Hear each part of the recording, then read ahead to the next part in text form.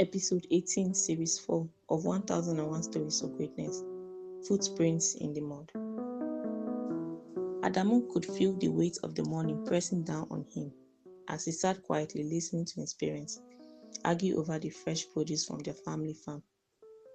Earlier that morning, Uncle Anas, father of Murna and younger brother of Mr. Hamza, had called his father, requesting that Adamu come immediately to the farm to carry home the family's share of the produce, as he usually did. As Adamu waited for his parents' instructions, the discussion grew tense. Mr. Hamza insisted that they should sell part of the produce for income, while Mrs. Hamza argued that their household was already running low on food and the children were hungry.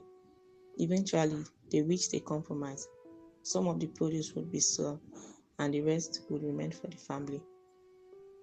Once the discussion ended, Adamu set off for the farm, walking briskly without stopping to play with his friends. Upon arrival, he began bundling the produce intended for his household. However, Uncle Anas intervened. Instead of letting Adamu take the already bundled produce, he instructed him to dig out the remaining produce that the farm workers had left behind. After some time, Adamu's muscles began to ache. He asked for a short rest, but Uncle Anas ignored him. When Adamu repeated his request, Uncle Anas snapped. "I don't understand why you resist work," he said irritably. "After all, this produce is for your family." Adamu continued digging slowly, his spirit dampened by the harsh words. Soon, Uncle Anas' irritation turned to anger. "Adamu, I don't tolerate complaints. Go home and tell your parents there is no produce for them today because you refuse to work." Uncle Anas barked. Exhausted, Adamu dropped the hoe and sat on the ground. Uncle Anas seized the tool and forced him off the land without allowing him to take any produce. "We have nothing to eat at home," Adamu said quietly. "My parents are expecting me." Returning home empty-handed, Adamu recounted the events to his parents. "Uncle Anas said I should leave empty-handed because I wanted to rest," he explained, shaking his head in disbelief. Mr. Hamza immediately walked toward the farm he shared with his brother. He soon spotted Murna, Uncle Anas' son, carrying large bundles of fresh produce toward their house. "Anas, what happened? Where is my share?" Mr. Hamza demanded. Uncle Anas replied calmly, though falsely. "I told Adamu to take the produce I had burdened, but he complained it was too heavy and left. I even urged him, knowing your family needed food. That is why Murna is carrying my share home, and he would soon bring yours as well." Mr. Hamza noticed the small size of the bundle. "That is not the story Adamu told," he said. "And why is this share so small and dry?" "The farm yielded little this time. We almost managed," Uncle Anna said quickly. "Adamu lied to cover his laziness. Ask Murna, he can confirm." Mr. Hamza knew his son to be honest. Despite picking up the small bundle and starting home, he felt doubt and returned to Uncle Anna's compound. There, he found several large, healthy bundles of produce in the compound. "I knew your father could be cunning, but I never imagined this level of dishonesty," Mr. Hamza said to Murna, who looked shocked to see him discovering that his father had tried to cheat him. Mr. Hamza then collected the correct share for his family and left.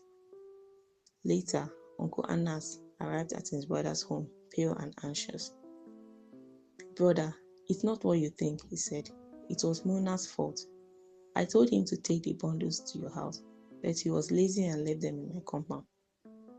Mr. Hamza and his wife exchanged knowing glances. "Anas, you are my younger brother," Mr. Hamza said calmly. "I bear no grudges. Our share has been retrieved." Uncle Anas was surprised by the absence of anger. "Go home and rest," Mr. Hamza continued. "But remember, our children observe every step we take. Our actions leave marks others may follow. Lead wisely." Ashamed, Uncle Anas left quietly. Later, Adamu asked, "Baba, why weren't you angry? He tried to cheat us." Mr. Hamza smiled gently. "Anger would not change his heart, Adamu. Wisdom, however, guides us to avoid similar problems in the future." At home, Anas reflected in silence until Murna interrupted. Baba, what is wrong? Is it because Uncle Hamza found out about his share in our company and took it? Murna asked. Uncle Anas then spoke. Murna, this is not about Uncle Hamza taking produce. I am ashamed that you witnessed my greed and lies.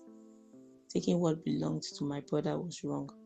I behaved as I did in my youth, tricky and selfish. That is not the example I want you to follow. Left alone, Anas contemplated the impact of his actions. He realized that every decision leaves a trace others may emulate. From that day forward, he resolved to act with integrity and set a better example for his son. As he thought about the farm, Anas understood that true strength lies not in seizing what is not yours, but in acting with honesty, fairness, and wisdom. Anas realized that his brother Hamza's words had been true. The steps we take influence those who follow. Integrity and accountability are the path worth leaving behind. Keep enjoying the episodes of 1001 Stories of Greatness at 1001storiesofgreatness.wordpress.com.